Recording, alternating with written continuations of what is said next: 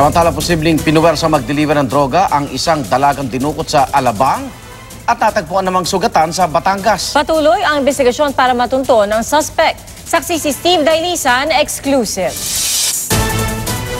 Tuliro, halos di makausap at may mga sugat ng matagpuan ng isang babae sa bakanteng lote ng Barangay 4, Poblasyon sa Santo Tomas, Batangas. Yung mga dugo niya tuyo na, parang hindi kumain ng ilang araw. Dinukot daw siya sa Alabang pero nagkataong may kaanak ang biktima sa Santo Tomas. Siyak po siya, hindi ko siya nakakakilala. Hinawakan ko po yung kamay niya at nagpakilala ako si Lula mo. Umiyak siya. Sa ospital na siya nakausap ng mga pulis.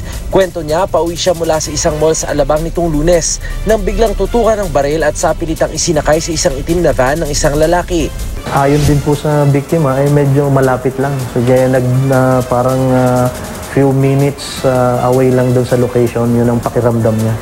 Ang sumunod niyang idinitalye ang utos daw sa kanya na makipagkita sa isang lalaki para abutan ng isang package nitong Lunes. Medyo magaan daw lang yung package.